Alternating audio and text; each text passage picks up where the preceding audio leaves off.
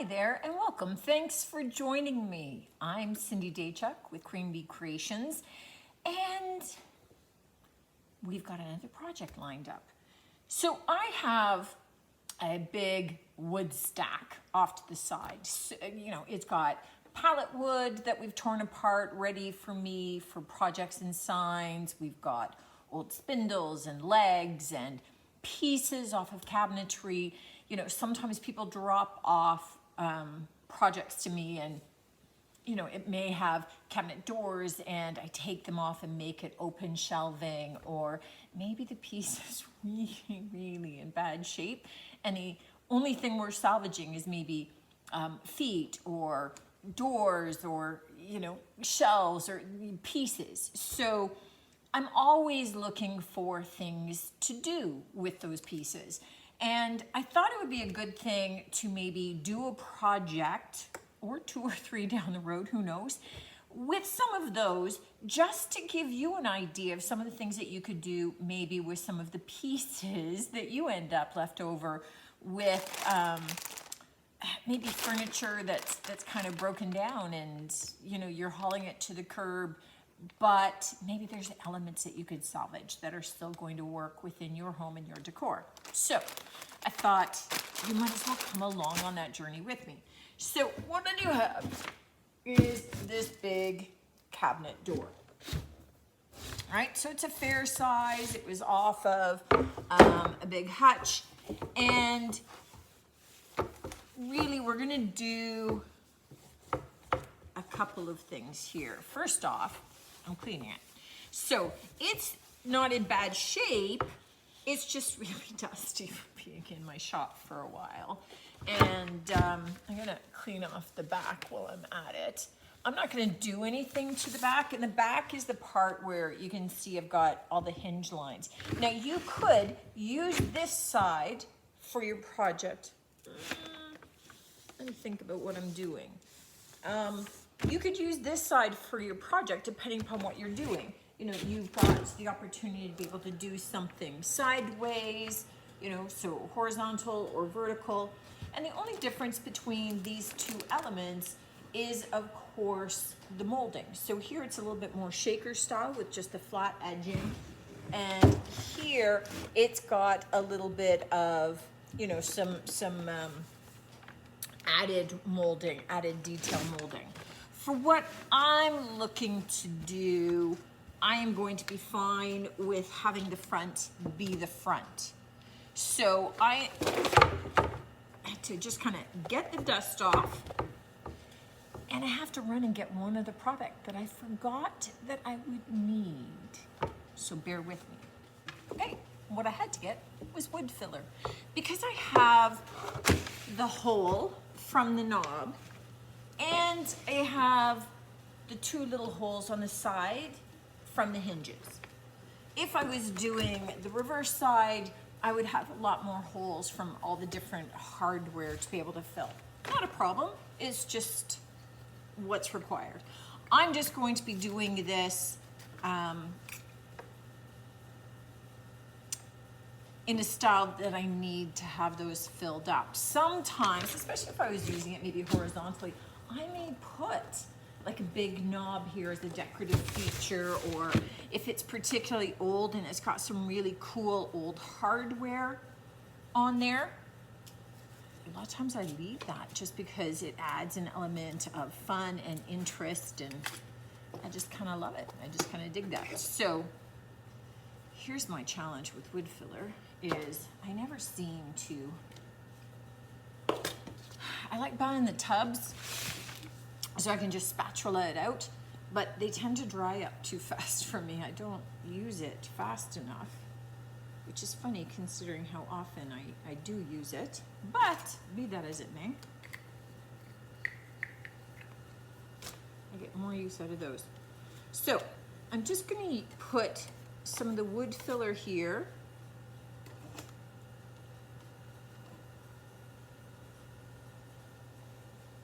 And I want it raised up a little bit higher than my hole, because then I have the opportunity to just kind of sand it down a little bit to smooth it out and make it a little bit flush.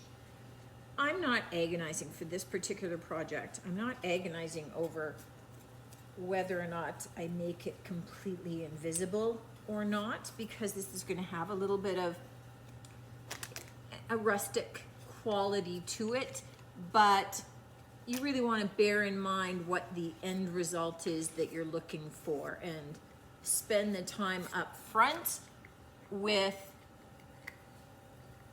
doing some of the prep work that's going to help you be able to achieve whatever that actual final look is.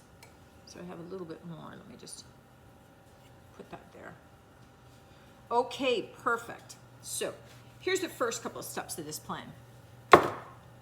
We are going to let the wood filler dry and then sand it smooth, remove the dust, and then I'm going to paint 2 coats of DIY beadboard. So DIY, this is my shop paint. This is my go-to paint. I also carry Sweet Pickins milk paint, but this is a clay-based paint, got a little bit of chalk in it, all natural, no VOCs, which means my migraine's not getting triggered, and it sticks to just about anything.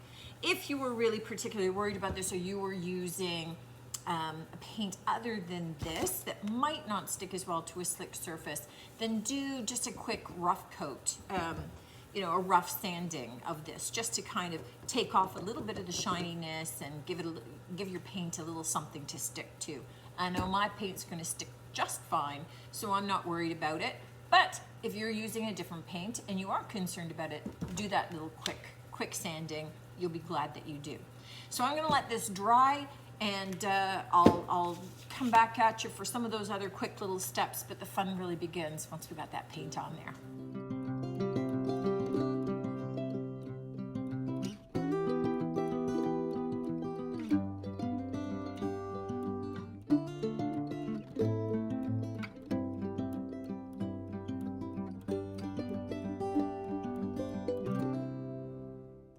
Okay, I have multiple coats of white on this, and here's where we're going next.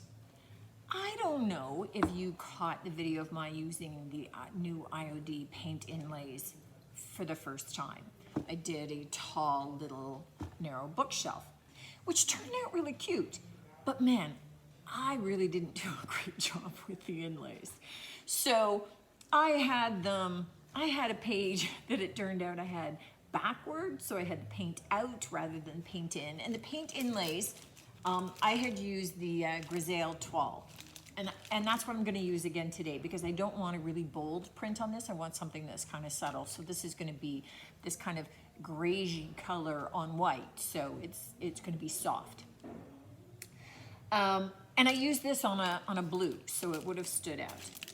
But there's a right side and a wrong side, and this is not a transfer. This is actual paint on these sheets. When you take them out, they look kind of like this, right? So there's a good side and a bad side. And if you pay attention, you can feel the side where the paint is. If you don't pay attention, you might lay it with the paint side out, in which case then when you're spritzing water on it, you're activating the paint, but it can't stick to anything because it's just hanging out in space. Anyway, I mean, if there were mistakes to be made, I made them all. So you get to watch that video, and I'll post it down here to be able to learn from my mistakes. Here's the day that we determine whether or not I learned from my mistakes and whether I do this better. So I'm already realizing that I forgot to bring a spray bottle over here. So I'm gonna have to go get one because I need one. So a couple of things that I thought were wrong, I mean, apart from not putting the sheet down paint size down, was I think that I didn't use enough paint. I tend to paint light on my pieces anyway, and I think I need to be more generous with the paint. So what I have done was I have taken the sheets and I have trimmed them down, because when I have to match up a sheet, and when I do that, I don't want a layer of paper in between because it won't match up. Luckily, these are kind of a perfect width, so I didn't have to do any trimming on the sides. I just have to match them up at the top, and I have to hope that I get enough paint on here and I do the other parts properly, and already I can feel the bird has to face to the right or I'm gonna mess it up again. I'm a little nervous. I really didn't do great last time. And I keep seeing people posting all these beautiful posts, and I feel compelled that when people come into my shop and they want to try it, I really would like to have done this well, to be able to give them tips that I know really work. So fingers crossed that I have perfected this, because other people are doing it just wonderfully, and I know that they're going to come out with more of these, and I want to be able to use them. Okay, so I am putting another coat of paint down, and you need to apply the paint inlay into your surface when this paint is wet, because you want the paint that's on the inlay to ultimately then sit down in and adhere to this paint layer, right? So that when we end up removing the paper, we leave that the paint that was on the inlay, we leave that behind. Okay, I'm looking to see if there's spots that I missed getting paint on. Oh my goodness. I wouldn't be nervous if I hadn't messed up the first one. You understand that, right? Then I would think, it's a snap, it's an easy process. But look at it this way. My failures are your learnings, so you don't waste any of your your inlays when you get them. Okay, that glob of hard paint is not going to help my cause any. All right, I think I have a lot of paint on there. I need to do this when it's wet. Yes, I'm on the proper side. Let's see if I get this all lined up straight. And then now, I am just the right way around, matching up the wrong way.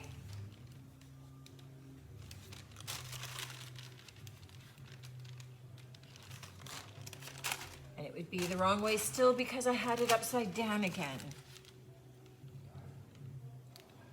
Yeah, if it doesn't match up, there's a big clue for you.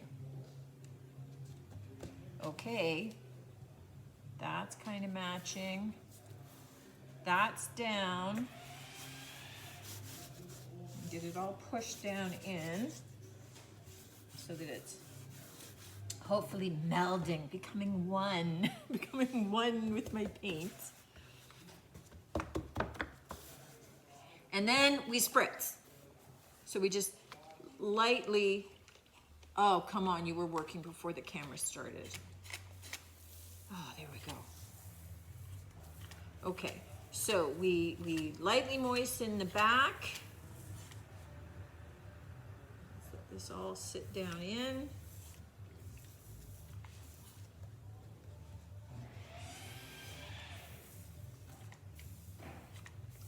And then we let it dry. So this doesn't have to dry overnight. And we know that I'm telling you best practice of other people, not best practice for me. But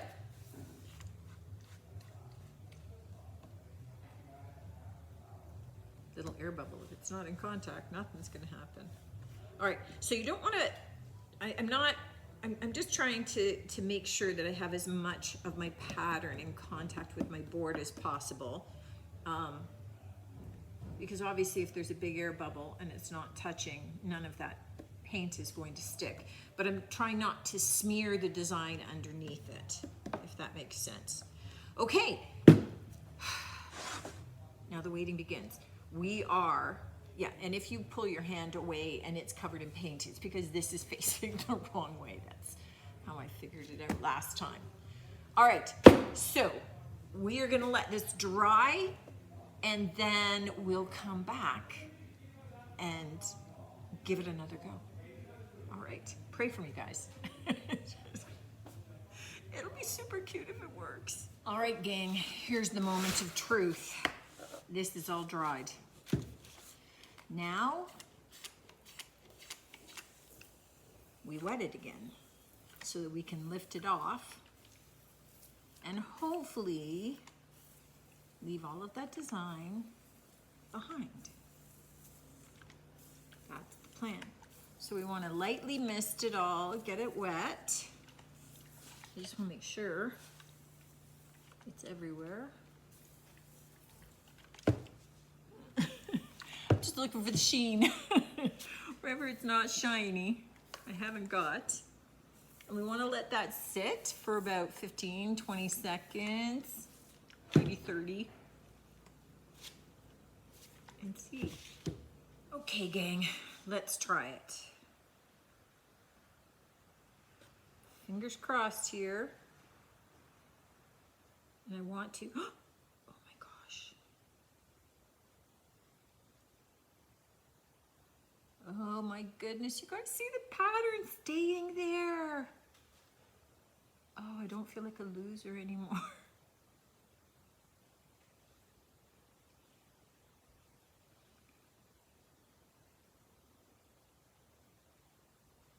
Okay, so just pulling it slowly.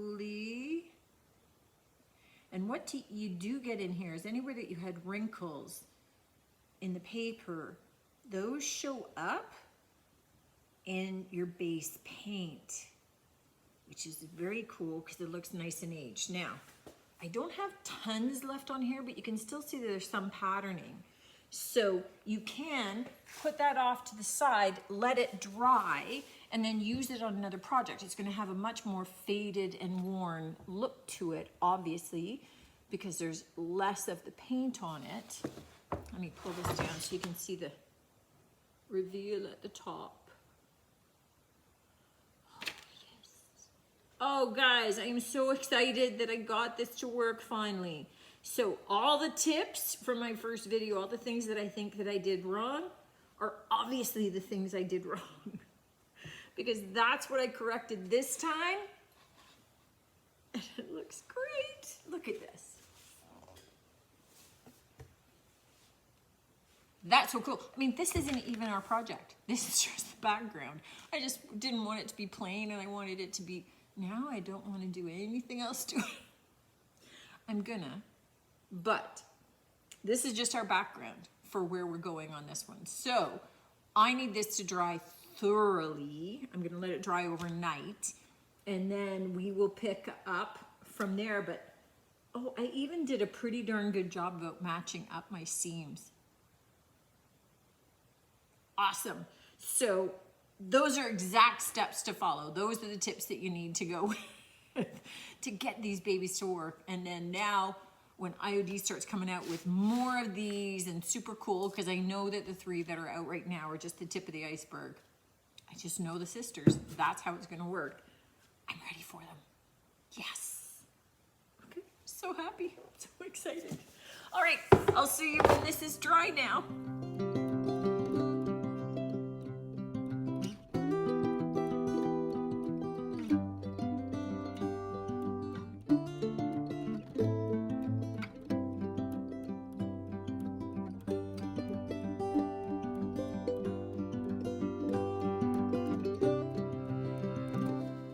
So from that clip, you saw that I added some hanging hardware onto the back, and I decided to do that before I finished distressing so that if I scratched the front in any way, I could incorporate that into the distressing. And after I had done my dry sanding, and I was using 320 grit, so it's just to knock off those top surfaces and just smooth that frame out. This is gonna have a little bit more texture, almost like it's like applied plaster kind of idea, which I like. I dusted all that off, and then I did some wet distressing, and for that I just used 2 baby wipes to do all of the frame, all of the edging, bring out some of that dark color in behind. So the next step in our process is to wax this baby up. So I have some clear wax here from DIY that I am going to apply, and I'm just using a whole jaggedy chip brush, which I typically do, and I am just going to apply it over the entire surface. And then I'm going to look and see, while this wax is still wet and hasn't been wiped back, whether I'd like to do a little bit more antiquing of this. And for that, I have a little bit of dark wax standing by. Because I am thinking that depending upon how much this center section darkens up, I may want to emphasize some of those crevices, that are created, some of the texture, that's a better word. So some of the texture that's created, and you can see this is darkening up and you're seeing the pattern a lot more. Now it will lighten up a bit more than that as the wax dries, but it will not go back to as light as it was when it was unsealed, right? But I've got a lot of texture in here, and I am debating whether I emphasize that a little bit or whether I like it just without. There's always decisions. Hard for you to jump in and say, because you don't quite know where I'm going with this, because we're not done at this stage. I mean, this is, ends up being a nice decorative panel, but there's no real reason to hang this anywhere in your home as is. So we're gonna make it a little bit more functional. And I'm gonna finish it off with one purpose, but I'll give you an idea of another thought that I had about how to be able to use this in your home, or an idea like this in your home. And remember, this is just an old cabinet door that I took off of another piece that I wasn't going to be using the doors on for the purpose. Sometimes you have like the big buffet and hutch and you take off some of the doors because you just want the open shelving. This one happened to be a big piece that I use in the shop that I took all the doors off because it's now paint display. You don't want the doors hiding the paint. I'd like everybody to see the paint. So let's try this. Let's try down in a little bit of a corner. So I have some dark wax. So I'm not using black wax. I am using a dark wax. And I just want the barest, teeniest, tiniest little piece. And I want to do this while my clear wax is still wet. And I want to have a cloth with more clear wax to be able to wipe it away from the surface areas. And what I just want is for it to maybe sit down into, let me maybe do a little bit of a bigger area. And then you can see. So I just want to sit down in where some of those bigger creases are. So I don't want the whole thing, oops, don't want the whole thing darkened, but I do want it aged. Okay, so I'm just gonna flip this up so that you guys can kind of see. You see where like this line is coming across here and some of these little creases. So those are all showing. That's where I had creases in the paper of the inlay, right? That's where, I just want that sitting down a little bit more, where I had that down in there, and it just kind of shows it so that now it looks like it's supposed to be cracked and crinkled and aged, and I'm kind of digging that. So I'm going to carry on and do that over the entire surface. So I'm going to kind of age it a little bit and get that looking a little bit more like an old fresco that's in there perhaps. And then I will take my dry cloth, so I've got a dry cotton cloth, and I will wipe everything else back, right? I was debating whether I would also age this, but I think I'm gonna leave the frame plain because it's heavily distressed already.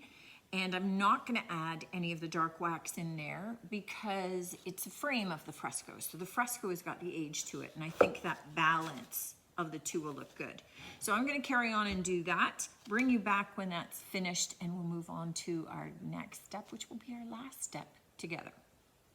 I just wanted to pop on quickly to kind of show you the part that hasn't been done and the parts that have been done. So you can see that it definitely highlights those creases a little bit more. This part doesn't show. So it ends up being more of a personal choice and a personal decision depending upon your particular project, whether you want those creases to be part of it and celebrated or you want them to disappear. Either works, just depends upon what you're doing.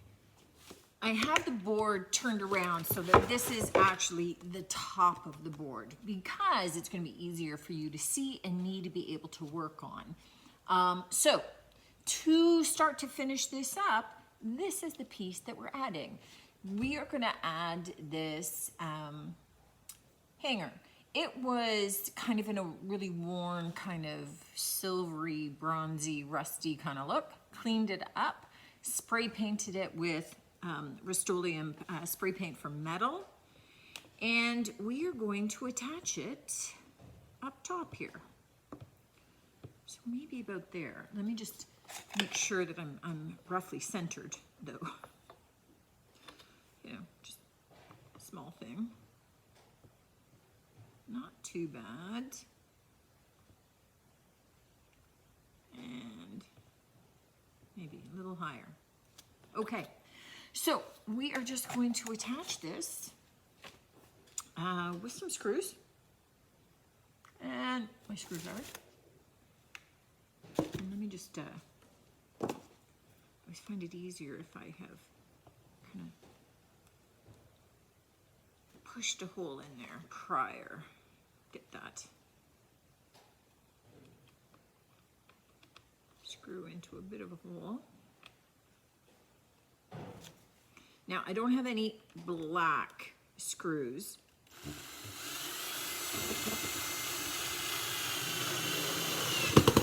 So what I will do is I do have a paint pen and I will touch those up so that they are, oh my goodness, noisy next door too. Everybody's busy after the snowstorm. Okay, so I will touch those up.